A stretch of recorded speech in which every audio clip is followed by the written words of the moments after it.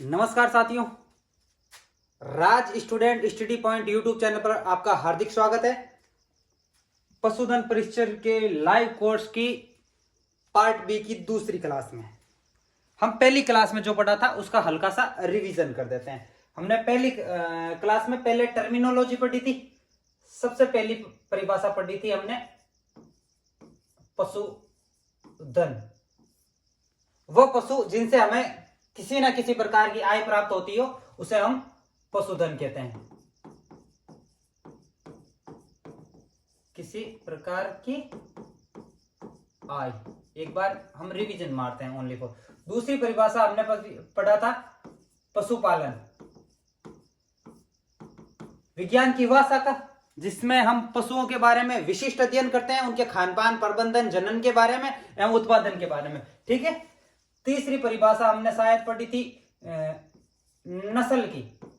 नस्ल से पहले थोड़ा जाति समझ लो, जाति क्या होती है। पशुओं का वह समूह जिनमें एक विशिष्ट गुण और ये समझ लो आप, उनका रंग रूपरेखा एक प्रकार अलग, दूसरे पशुओं से उन्हें अलग करती हो, उसे एक जाति कहते हैं। और एक ही जाति के पशु, वह पशु जो अपनी ही जाति के दूसरे पशु से अपने आप को अलग प्रूव करते हैं, गुणों के आधार पर, रंग के आधार पर, स्वभाव के आधार पर, तो उसे हम नस्ल कहेंगे। ठीक है। चौथी परिभाषा हमने पढ़ी थी बंधियाकरण। बंधियाकरण में देख लो, किसी भी पशु की यांत्रिक या शल्य क्रिया द्वारा उसकी प्रजनन क्षमता को हमेशा के लिए खत्म करना। एक पशु बंधियाकरण में हमने एक और चीज कहा था, कैपोनाइजेशन, यानी नर मुर्गे का बंधियाकरण करना कैपोनाइजेशन कहलाता है, और नर मुर्गे को ही कैपेन कहा जाता है। इसके अलावा हमने परिभाषा पढ़ी थी डीवर्मिंग, यानी पशु के अंत्य परजीवियों को दवा पिलाकर खत्म करने की, जो दवा पिलाना होता है, अंतजीवी परजीवी को खत्म करने की जो दवा पिलाना होता है, दवा पिलाने को ही डीवर्मिंग कहते हैं। ठीक है। इसके अलावा हमने पढ़ा था कास्टिंग किसे कहते हैं? किसी भी पशु को जमीन के दाहिनी तरफ गिराने को कास्टिंग कहते हैं। इसके अलावा हमने पढ़ा था ब्रॉयलर। 7 से 8 सप्ताह के चूजे होते हैं जिन्हें मांस के पर्पज से पाला जाता है, उन्हें ब्रॉयलर कहा जाता है। इसके अलावा हमने पढ़ी था ग्रूमिंग। पशु की त्वचा को ब्रश द्वारा रगड़कर साफ करना, जिससे रक्त संचार बढ़ता है, उसे ग्रूमिंग कहते हैं। ठीक है। इसके अलावा हमने पढ़ा था यौनावस्था। पशु के जीवन का वह समय या वह अवस्था जिससे उसमें प्रजनन अंग या जनन अंग सक्रिय होने लग जाते हैं, क्रियाशील होने लग जाते हैं, उसे यौनावस्था कहते हैं। इसके अलावा हमने पढ़ा था दुग्धकाल।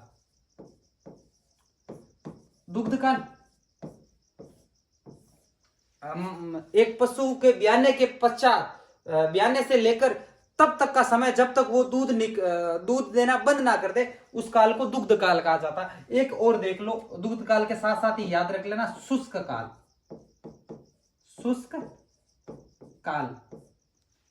पशु के दूध देना बंद करने से लेकर वापस ब्याने तक के बीच के समय को, जिस समय वो दूध नहीं देता, उसे शुष्क काल कहते हैं। ठीक है।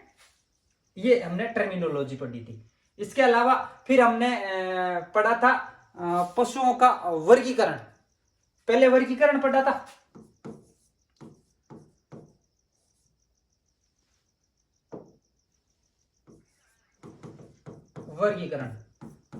वर्गीकरण में क्या था, एक वैज्ञानिक होते हैं कार्ल वॉन लिनियस, वो पशुओं को वर्गीकृत करते हैं, और वो अपने वर्गीकृत करने का जो आधार मानता है, वो मानते हैं समानताएं एवं विषमताएं, और वो वर्गीकृत करते हैं। वो पशुओं को 7 पायदान के हिसाब से वर्गीकृत करते हैं। पहला पायदान होता है जगत किंगडम कहते हैं इंग्लिश में। अब तक जगत 5 पार्ट में डिवाइडेड है। वापस जगत को वो डिवाइडेड करते हैं वापस जगत को वो डिवाइडेड करता है फाइलम में, संघ, संघ, इसे फाइलम कहा जाता है इंग्लिश में,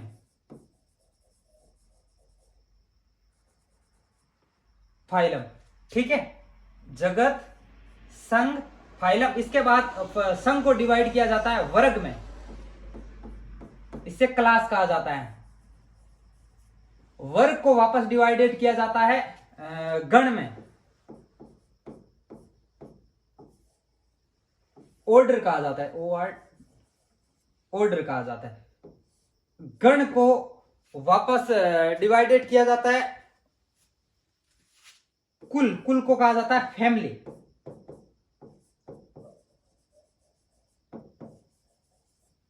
कुल में, कुल को वापस डिवाइडेड किया जाता है वंश में, जीन्स में, और वंश को वापस डिवाइडेड किया जाता है जाति में, यानी जाति कह दो या प्रजाति कह दो, जिसे इंग्लिश में स्पीसीज कहते हैं, स्पीसीज। और जाति को भी आगे, हालांकि वो इसमें नहीं, जाति, जाति में भी अलग अलग सिस्टम होते हैं, उसे कहते हैं नस्ल, जिसे इंग्लिश में कहते हैं ब्रीड। आगे हो गया जंतुओं का नामकरण। हमने साइंटिफिक नाम भी पढ़े थे, नामकरण। तो नामकरण वापस देख लो, नामकरण किसने दिया था? हमने एक वैज्ञानिक पढ़ा था, कैरोलस लीनियस, कैरोलस लीनियस। इसने जंतुओं का नामकरण किया था, और इसने जो नामकरण की जो पद्धति की थी उसे कहते हैं द्विनाम पद्धति, द्विनाम पद्धति, द्विनाम पद्धति। इसने कहा था कि नाम में जो पहला शब्द होगा,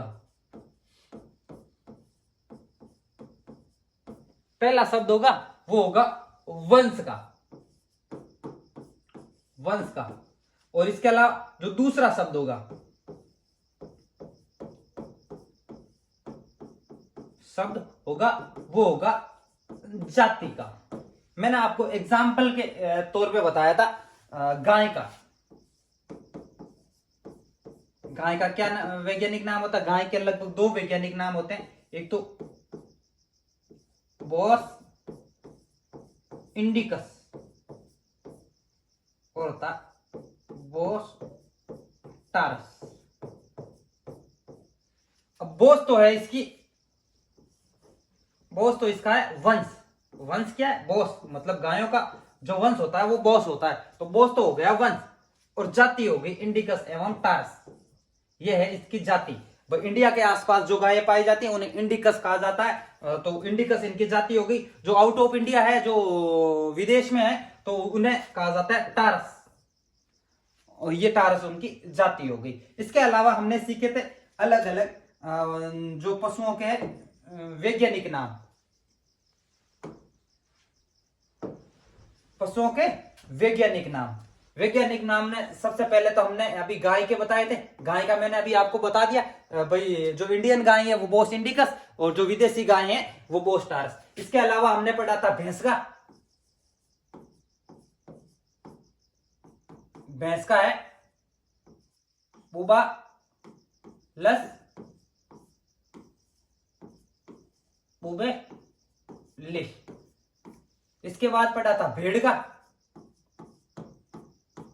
एविस एरिस। इसके अलावा इसके आगे हमने पढ़ा था बकरी का, केपरा हिकर्स। इसके आगे हमने पढ़ा था ऊंट का। ऊंट में होते दो, एक कुबड़ और दो कुबड़, दो कुबड़। दोनों के आगे लगता है कैमलस, कैमल यानी ऊंट, कैमलस दोनों के आगे। एक कुबड़ वाला है उसे कहा जाता है ड्रोमोड्रायस, ड्रोमोड्रायस। ठीक है, ये एक कुबड़ वाला। और दो कुबड़ वाले को कहता है बैक्टीरियंस। बैक्टीरिया ज्यादा होते हैं तो दो कुबड़ बैक्टीरिया। ठीक है, ये हो गया आपके ऊंट का। इसके बाद हमने पढ़ा था घोड़ा का। घोड़े में भी दो है, एक 64 गुणसूत्र, एक 66 गुणसूत्र। जनरली राजस्थान में जो पाया जाता है वो 64 गुणसूत्र का पाया जाता है। इक्वस, दोनों में इक्वस लगेगा क्योंकि दोनों का वंश एक ही। इक्वस जो 64 गुणसूत्र वाला होता है कैबेलस, इक्वस कैबेलस। और 66 गुणसूत्र वाला होता है इक्वस फ्रेंजो वोलस्की, इक्वस फ्रांजोवोल्स्की, इक्वस कैबेलस। ये घोड़े का होता है। इसके आगे हमने देखा था गधा। गधा लगभग घोड़े जैसा दिखता है तो यहां भी लगता है इक्वस।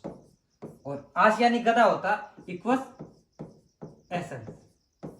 ठीक है, ऊंट पढ़ लिया, घोड़ा पढ़ लिया, गधा पढ़ लिया। इसके बाद देखो सुअर, सुअर और साथ में पढ़ो मुर्गी। इन दोनों के पीछे, सुअर और मुर्गी के दोनों के पीछे लगेगा डोमेस्टिकस। डोमेस्टिकस याद रखने का तरीका है। ठीक है, डोमेस्टिकस। सुअर है तो सुस, मुर्गी गेली है तो गेलस। सुअर का वैज्ञानिक नाम है सुस डोमेस्टिकस और मुर्गी का गेलस डोमेस्टिकस। इसके अलावा हमने दो और पढ़े थे, एक तो कुत्ता और एक पढ़ा था आपके बिल्ली। कुत्ते का कैनिस, मैंने कहा तो कुत्तों फैमिली वाले रखते हैं तो फैमेलियस।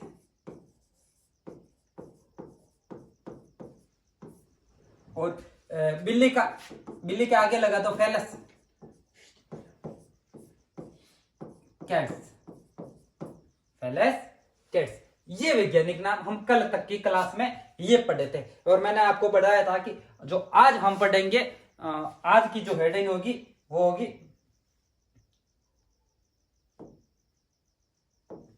प्रदेश में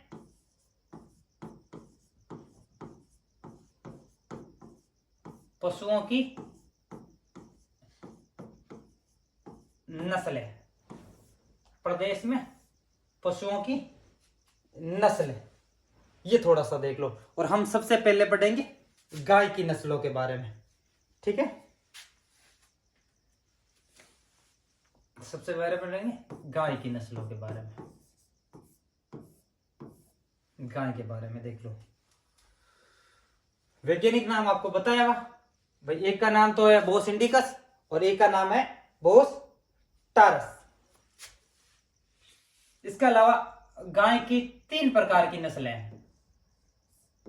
थोड़ा सा देख लो, 3 प्रकार की नस्लें डिवाइडेड है, ज्यादा कुछ नहीं, इसके बारे में थोड़ा सा देख लो। एक तो होता है दुधारू, एक होता है द्विकाजी, एक होता है बारवाहक। ठीक है, ये 3 प्रकार की नस्लें हैं। दुधारू कहा जाता है गिर को, शाहीवाल,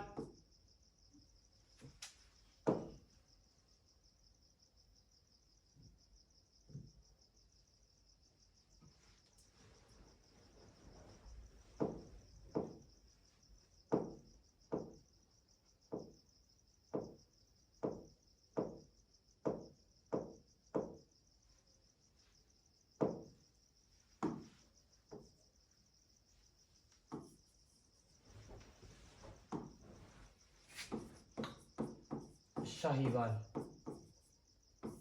एक होती है आपके थार पारकर। ये 3 नस्लें दुधारू है।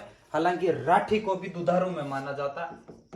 राठी की जो पहले श्रेणी हुआ करती थी वो द्विकाजी में हुआ करती थी, लेकिन फिलहाल इसे दुधारू माना जाता है।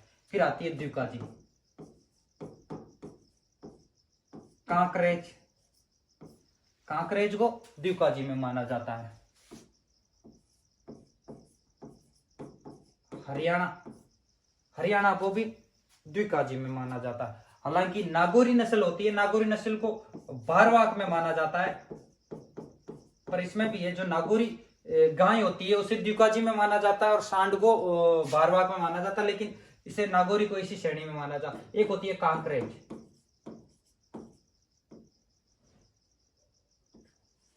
हालांकि ये भारवाहक नस्ल है, लेकिन इसे द्विकाजी की श्रेणी में रखा जाए क्योंकि इसका दूध भी थोड़ा अच्छा होता है। इसके अलावा होता है भारवाहक में नागौरी हो गया, एक होगा मालवी और एक होगा मेवाती।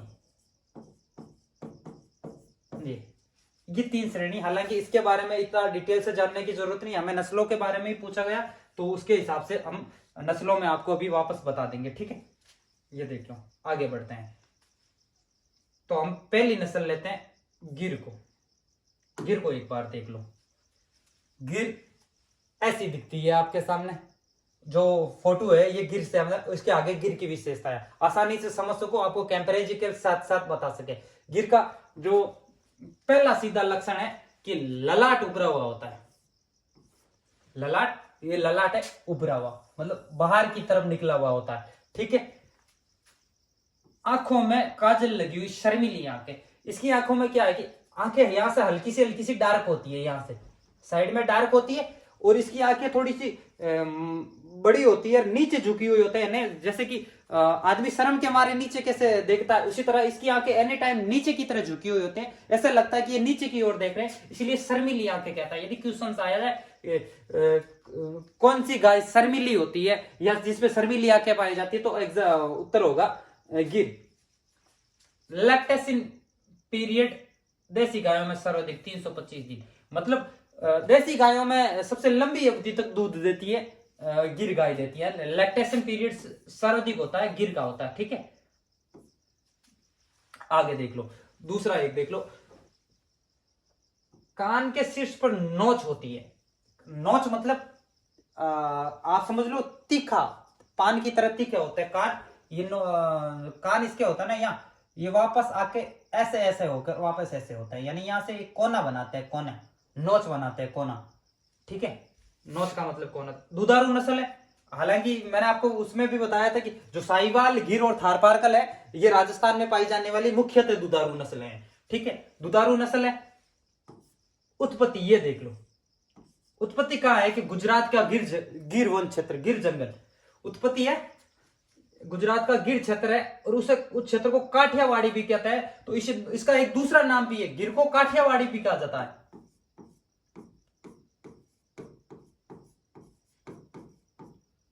गिर को काठियावाड़ी भी कहा जाता है, ठीक है।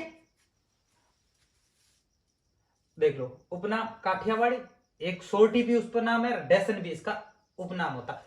कान होता है पत्ती नुमा होता है, मतलब कान इसका लंबा होगा। पत्ता कैसे होता है, पत्ते के नीचे वो तिकोना सिरा होता है, तो उसके तरह नीचे तिकोना सिरा होता है, इसके पत्ते नुमा होते हैं कान, और इसके सबसे लंबे कान होते हैं। इस नस्ल के सबसे लंबे कान होते हैं। गिर गाय के जो कान होते हैं वापस में नीचे आकर कई बार टच होते हैं गर्दन के नीचे से, थोड़ा सा ध्यान रख लेना। सबसे लंबे कान किसी गाय की नस्ल के होते हैं तो गिर नस्ल के होते हैं। राजस्थान में अजमेर, भीलवाड़ा, उदयपुर, चित्तौड़गढ़, जूनागढ़, ये मारवाड़ क्षेत्र और मेरवाड़ क्षेत्र, हम भूगोल में पढ़ेंगे कि मारवाड़ क्षेत्र कौन सा है, मेवाड़ क्षेत्र कौन सा है। मारवाड़ और मेवाड़ के बीच मेरवाड़ क्षेत्र होता है, मेरवाड़ा कहा जाता है। तो इसका जो फैलाव है वो फैलाव है मेवाड़ और मेरवाड़ में, इसका फैलाव है अजमेर, भीलवाड़ा, उदयपुर, चित्तौड़गढ़, ठीक है। आगे देख लो, दूसरा है इसका दुग्ध उत्पादन। इसका जो औसत दुग्ध उत्पादन है वो है 2100 लीटर, 2100 लीटर प्रति ब्यात। लेकिन जो होता है 1225 से लेकर 2268 तक जाता है, लेकिन औसतन 2100 लीटर में मिल जाता है। और दूध में वसा का जो प्रतिशत होता है वो 4 पॉइंट है, मतलब 4.5 का फैट इसके दूध में मिलता है, ठीक है। यह है कि गिर के बारे में जानकारी। गिर का ललाट उभरा होता, आंखों में काली होने के कारण ऐसा लगता है कि काजल डाली हुई आंखें, और आंखें झुकी होने के कारण शर्मीली आंखें। ठीक है। कान पत्तीनुमा लंबे और नोच मतलब तिखुन नीचे से कोना बनाते हैं, ये ऐसे मैंने आपको बताया था, ऐसे कोना बनाते हैं। ठीक है। लैक्टेशन पीरियड मतलब सबसे लंबे समय तक दूध देती है, लगभग 325 दिन तक। इसका औसत दूध है 2100 लीटर प्रति ब्यात, लेकिन 1225 से शुरू होकर 2268 लीटर प्रति ब्यात दूध देखने को मिलता है। 4.5 की फेट होती है इसके अंदर। उत्पत्ति क्षेत्र है वो गुजरात का गिर जंगल है, और काठियावाड़ी क्षेत्र के होने के कारण इसे काठियावाड़ी भी कहा जाता है, और सोल्टी भी कहा जाता है, और डेसन भी कहा जाता है। और राजस्थान में ये मेरवाड़ा और मेवाड़ में फैली हुई है, अजमेर, भीलवाड़ा, उदयपुर, चित्तौड़गढ़, जूनागढ़। ठीक है। ये हो गई गिर के बारे में। आगे बढ़ते हैं। आगे की जो नस्ल है वो है साहीवाल। आगे जो ब्रीड है वो है साहीवाल। साहीवाल साहीवाल को डेयरी नस्ल भी कहा जाता है, क्योंकि देसी गायों में यदि सर्वाधिक को कोई दूध देती है तो वो देती है साहीवाल। हालांकि एक नस्ल और है रेड सिंधी, लेकिन वो सिर्फ डेयरी फार्मों में ही पाई जाती है, बड़ी बड़ी डेयरी अनुसंधान क्षेत्रों में, बाकी पाई नहीं जाती है। साहीवाल लगभग हर जगह मिल जाती है डेयरी को अलग क्षेत्र में, तो इसलिए इसे डेयरी नस्ल भी कहा जाता है। डेयरी नस्ल,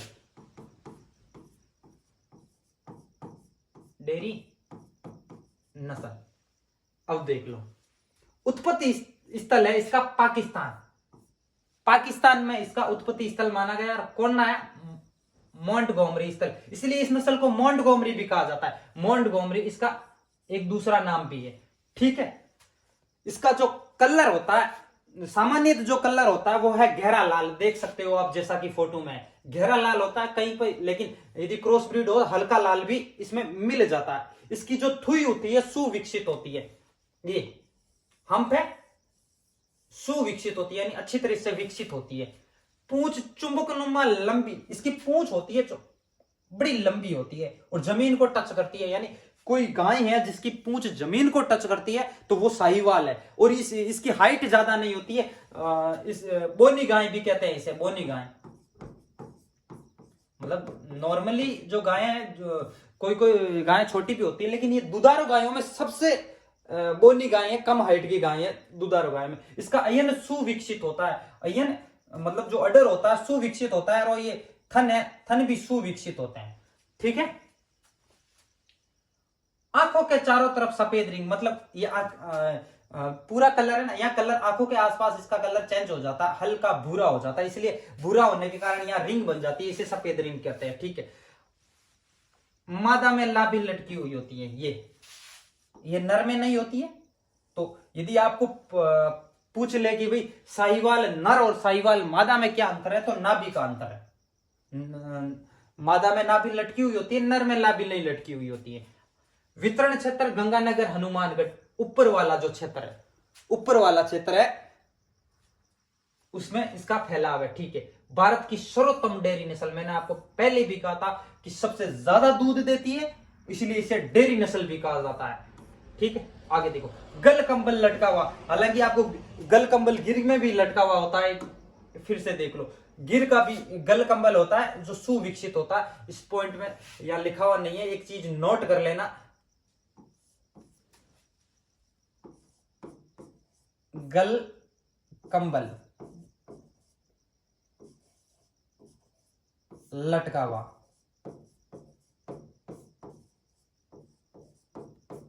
जो डेयरी नस्लें होती है उनका गल कंबल लटका हुआ ही होता है, मतलब दुधारू नस्लें। ठीक है। आगे देख लो, गल कंबल लटका हुआ होता है, त्वचा ढीली होती है। इसकी त्वचा देखो, एक आप गिर की त्वचा देखो, एकदम टाइट है, मतलब एकदम चिपकी हुई है, जबकि इसकी जो ये देखो सलावट है, देख लो आप, यानी ढीली चमड़ी होती है, बिल्कुल ढीली चमड़ी होती है, मतलब चौथा ढीली होने के कारण लोला, इसे लोला कहा जाता है।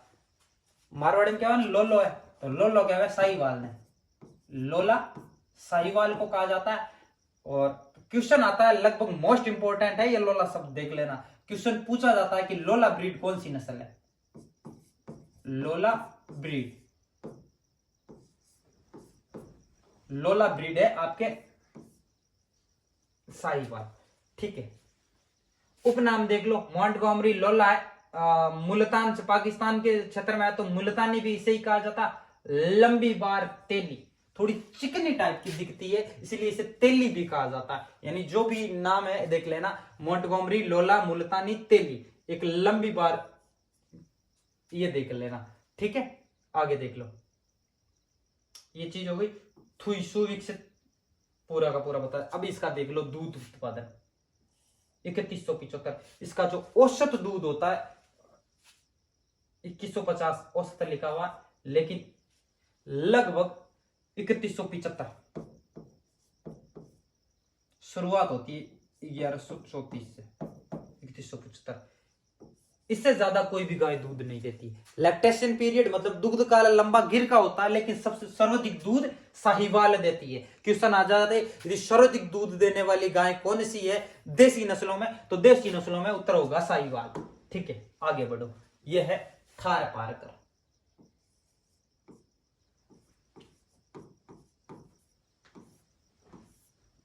थार पारकर राजस्थान में सबसे ज्यादा पाई जाने वाली यह नस्ल है थार पारकर, लगभग हर क्षेत्र में फैली जाती है और इसकी कुछ विशेषताएं हैं। इसकी रोग प्रतिरोधक क्षमता बहुत ज्यादा था, यहां हम देख लेते हैं इसकी।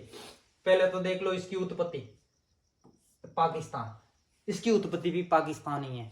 भारत में 4 दुधारू नस्लें हैं, गिर, साहिवाल, थार पारकर और रेड सिंधी।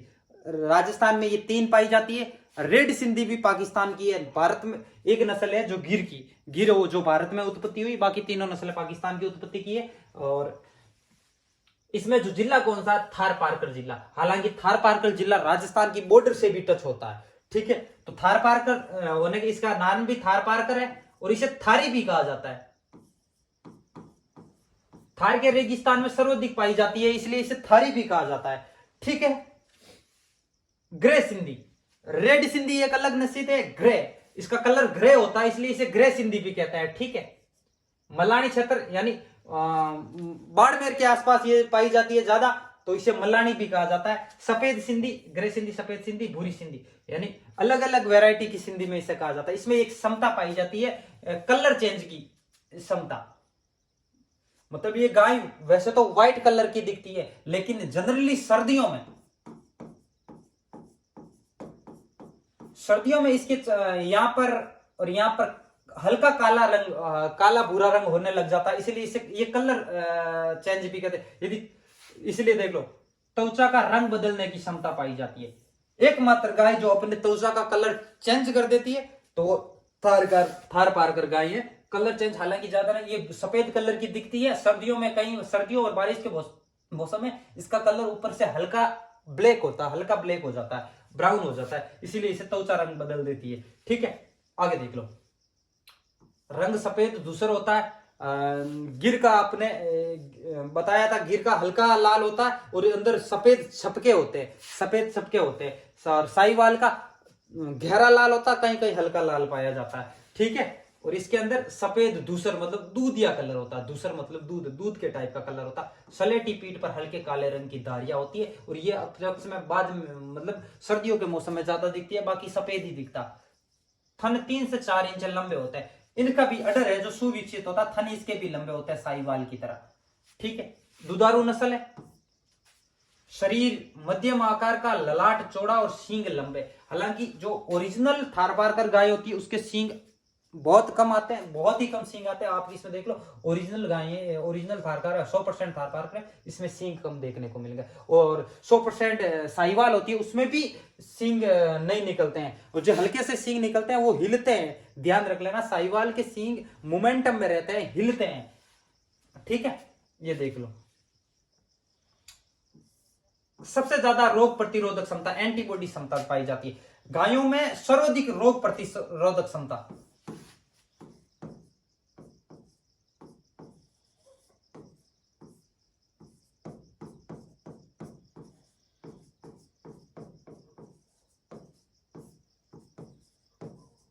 गायों में सर्वाधिक यदि रोग प्रतिरोधक क्षमता पाई जाती है तो वो थार पारकर में पाई जाती है। ठीक है, नर में थुई व गल कंबल मोटा और सुविकसित होता। गाय में थल कंबल मतलब गलकंबल होता है पर इतना विकसित नहीं होता, जबकि नर में बहुत ही आप थारपारकर के बुल की फोटो देखना कभी, उसका गलकंबल होता बहुत ज्यादा लटका हुआ होता, बिल्कुल साहिवाल की तरह फुल्ली लटका हुआ होता, और थुई भी साहिवाल की तरह निकली हुई होती है। हालांकि साहिवाल में उल्टा है, साहिवाल में जो मादा है उसकी थुई लटकी हुई होती है और नर के थुई इसकी तरफ होती है, लेकिन थारपारकर में उल्टा है। थारपारकर में क्या होता है, मादा की तो थुई ऐसे होती है, जबकि नर का थुई ज्यादा लटकी हुई होती है। ठीक है। सिंध प्रदेश, राजस्थान में जोधपुर, जैसलमेर, बाड़मेर, जो थार का रेगिस्तान है, थार के रेगिस्तान में पाई जाती है, तो जोधपुर, जैसलमेर, बाड़मेर में ये सर्वाधिक पाई जाती है। ठीक है। दुग्ध उत्पादन देख लो, 2268 लीटर, 680 से औसतन 1474 लीटर, मतलब 680 से शुरू होता और 2268 तक जाता है, इसलिए ये दुधारू नस्ल की श्रेणी में आती है। ठीक है। थारपारकर के बारे में हमने ये सब कुछ जाना। आगे की नस्ल में देख लो, आगे आती है राठी। राठी, राठी के बारे में दो चीज आप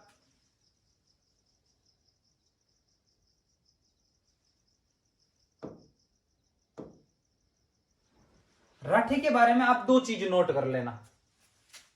एक तो इसे राजस्थान की कामधेनु कहा जाता है।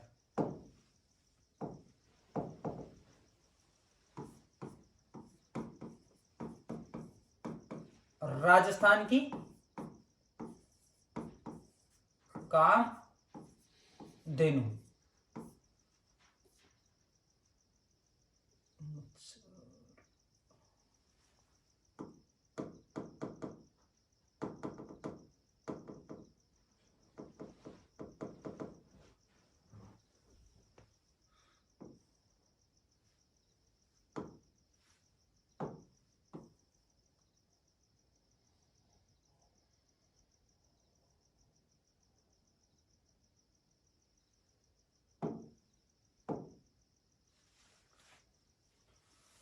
राजस्थान की कामधेनु कहा जाता है। ठीक है।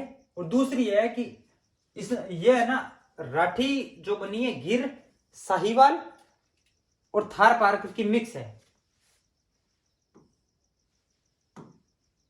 दूध उत्पादन देख लो इसका,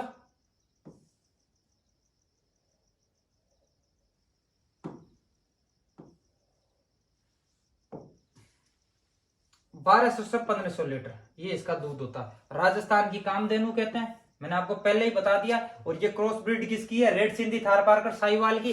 गल कंबल लटका हुआ, गल कंबल इसका भी लटका हुआ था, गल कंबल इसका भी लटका हुआ होता।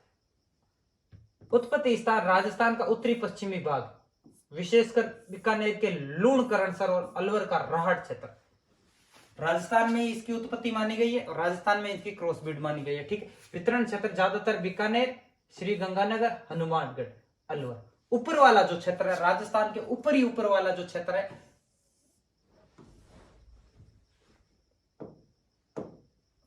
मतलब राजस्थान के नक्शे के ऊपर जो ये वाला घेरा होता है, तो यहां वाले से पे ये पाए जाती है। ठीक है। आगे देख लो, आगे आती है नागौरी।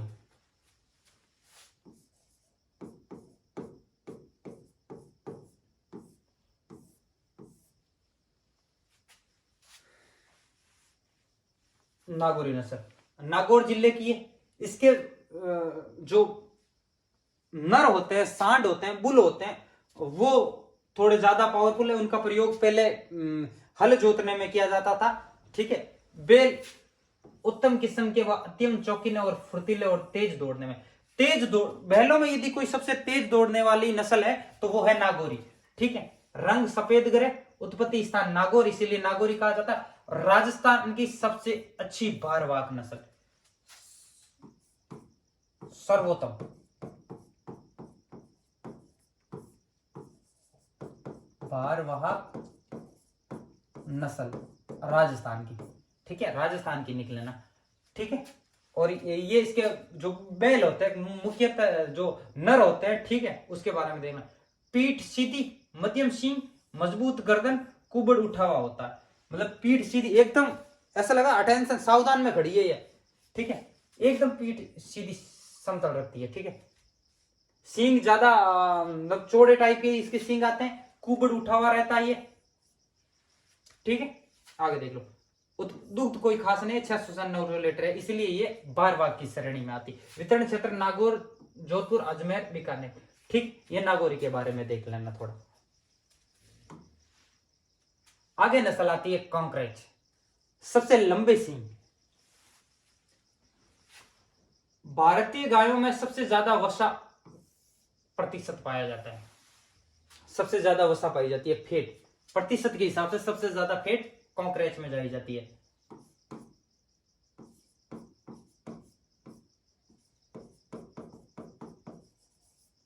फेट सर्वाधिक। सवाई चाल नेचा वाले एकदम, तो ये चालने के यार सवाई चाल, सवाई चाल। सवाई चाल यदि किसी नस्ल में पाई जाती है कांकरेज। देसी गायों में सबसे भारी नस्ल, सबसे ज्यादा वजन होता है देसी में, देसी में भारी, देसी में सबसे भारी। सींग आधार पर चौड़े, भारी, भरकम, लंबे और चंद्राचरण शिकल चांद जैसे, मतलब यहां से मोटे शुरू होते हैं, पीछे जाकर वापस होता है, तो ये चांद की तरह होते हैं, चंद्र, दोनों का चंद्र बनाते हैं, ठीक है। दुग्ध उत्पादन 1000 से 1500 लीटर, औसत 1333 लीटर प्रति ब्यात होता है। नर में शीत लटका हुआ होता है, शीत, जो नर का जो यहाँ सीसन होता है उसके ऊपर जो चमड़ी होती है शीत, वो लटकी हुई होती है, इसमें ध्यान रख लेना। उपनाम साचोरी, बनाई, वागड़िया, नागू, ठीक है। डिसाइड हेड संरचना में होता है, मतलब दो डिवाइडेड, दो रचना, ऐसा लगता है कि इसमें दो सर है, जिसमें थोड़ी यहाँ से डीप होता है, यहाँ अलग होता है, इसे डिसाइड कहते हैं, ठीक है। बनास का कांटा कांकरेज गांव तथा गुजरात का कच्छ, उत्पत्ति स्थल कहां माना जाता है? बनास कांटा, कांकरेज गांव या गुजरात का कच्छ। वितरण क्षेत्र है तो जालोर, सांचौर, बाड़मेर, जोधपुर, जालोर, सांचौर, बाड़मेर क्षेत्र, ठीक है। ये हो गई कांकरेज के बारे में। आगे देख लो, हरियाणा के बारे में देख लो।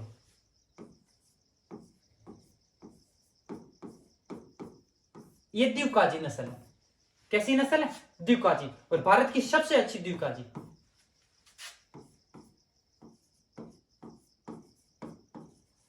द्विकाजी सबसे अच्छी,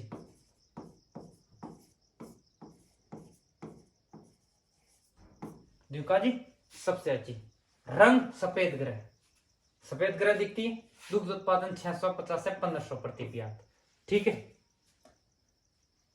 नाभि की त्वचा अनुपस्थित होती है, मतलब नाभि लटकी हुई नहीं होती, एकदम बट फिट होती है, ठीक है। त्वचा के सिकुड़ी हुई। हिसार, रोहतक, गुड़गांव, करनाल, दिल्ली, ये उत्पत्ति स्थान है, यहाँ ये उत्पन्न हुई थी। वितरण क्षेत्र राजस्थान में तो अलवर, भरतपुर, जयपुर, झुंझुनू, सीकर। राजस्थान में ये अलवर, भरतपुर, जयपुर, झुंझुनू, सीकर, मतलब साइड वाला, हरियाणा के बॉर्डर वाला भाग। सींग छोटे होते हैं तथा सींग के साथ उठा हुआ होता है, जिससे ये बहुत सुंदर दिखती थी, मतलब ये दिखने में भी सुंदर होती है, ब्यूटीफुल।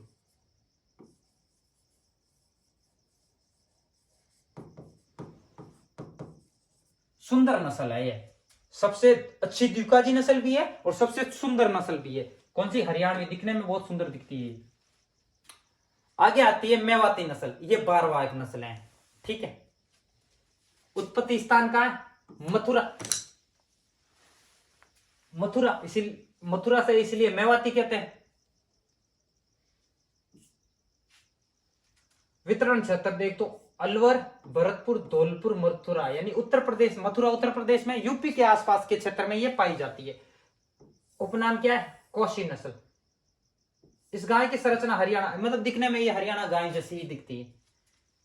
और ये क्रॉस ब्रीड किसकी है? गिर, नागौरी और राठी। गिर और नागौरी राठी का यह मिश्रित नस्ल है। द्विकाजी नस्ल, बारवाक नस्ल है, फिर द्विकाजी लिखा, ठीक।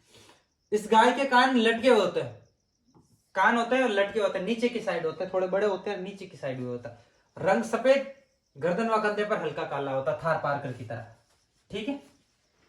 आगे देख लो, महाराष्ट्र के कोसी क्षेत्र, कोसी क्षेत्र में पाई जाती है, इसलिए कोसी नस्ल भी कहा जाता है, ठीक है। सींग छोटे और आंखें के चारों तरफ घेरा होता है, आंखों के चारों तरफ घेरा साहिवाल के भी होता, और आंखों के चारों तरफ घेरा गिर के भी होता है। दुग्ध उत्पादन 1100 से 1400 लीटर प्रति दिन। अब एक नस्ल और बचती है, उसके बारे में देखते हैं। मालवी नस्ल। मालवी नस्ल के बारे में देख लो। उत्पत्ति स्थान मालवी नाम है तो मालवा क्षेत्र। वितरण झालावाड़ कोटा, यानी मध्य प्रदेश के आसपास झालावाड़ और कोटा ही होते हैं, तो झालावाड़ और कोटा इसका क्षेत्र। सींग व कान छोटे होते हैं, सींग ज्यादा नहीं, छोटे ही होते हैं नागौरी की तरह, और कान भी छोटे होते हैं। दुग्ध उत्पादन है 700 से 900 लीटर प्रति ब्याज। गल कंबल पूर्ण विकसित, इसका गल कंबल होता है, बाकी द्विकाजी में गल कंबल नहीं होता, इसमें गल कंबल होता है। ठीक है, रंग सफेद और ग्रे होता है, रंग सफेद और ग्रे होता है। ये सामान्य जो आज हमने नस्लें पढ़ी है वो राजस्थान की देशी नस्लें हैं। इसके अलावा विदेशी नस्लें हैं दो, एक तो एचएफ होलिस्टीन फ्रीजियन कहा जाता है, एक है आपकी जर्सी। इनके बारे में थोड़ा सा देख लेना।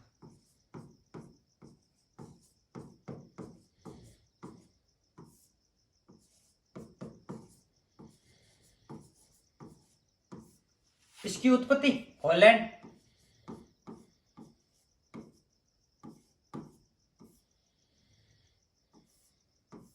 हॉलैंड, ठीक है, और इसकी उत्पत्ति यूके, यूनाइटेड किंगडम का जो है जर्सी द्वीप,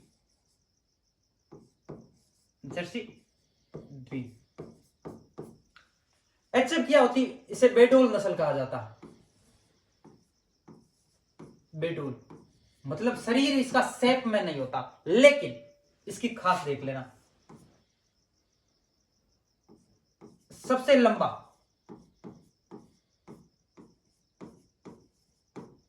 दुग्धकाल, लंबे टाइम तक दूध देती है। एक बार ब्याने के बाद 2-2, 2.5 साल लगभग ये दूध देती है। ठीक है, लेकिन इसकी फैट है 3.4, दूध में फैट नहीं रहती, 3.4 फैटी रहता है। ठीक है, नॉर्मली आप देख लेना, इसके बारे में यदि पूछा जाएगा तो यही पूछा जाएगा, सबसे लंबा दुग्धकाल, पूरा नाम होलिस्टीन फ्रीजियन, कहां उत्पत्ति है, हॉलैंड, शरीर इसका बेडोल होता है। ठीक है, आगे जर्सी, यूके जर्सी थी, इसमें एक देख लेना, विदेशी में सर्वाधिक फैट,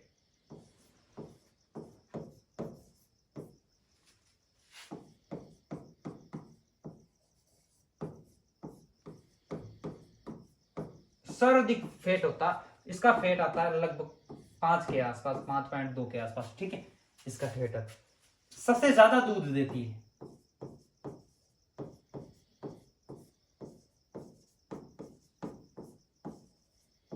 दूध देती है। ये दो नस्ल है विदेशी। हमारे इनके बारे में लगभग इतना ही जानता है, यदि यहां से ही थोड़ा इसमें आएगा, बाकी आएगा नहीं। ठीक है, या कहां कहां पाई जाती है, ये पूरे राजस्थान में पाई जाती है इनके, क्योंकि अब तो इनके क्रॉस ब्रीड हो गए, सीमन की वजह से क्रॉस ब्रीड बहुत ज्यादा पाई जाती है राजस्थान में, लेकिन ये हर जगह फैली हुई है, हर डिस्ट्रिक्ट में फैली है, इनका कोई वितरण क्षेत्र नहीं है। ठीक है, आज हमने गायों की, समस्त प्रदेश में जो गायों की नस्लें पाई जाती है उनके बारे में पूरा अध्ययन किया है। ठीक है, कल हम भैंसों की नस्लों के बारे में अध्ययन करेंगे। आज की क्लास में इतना ही, धन्यवाद, मिलते हैं नेक्स्ट क्लास में।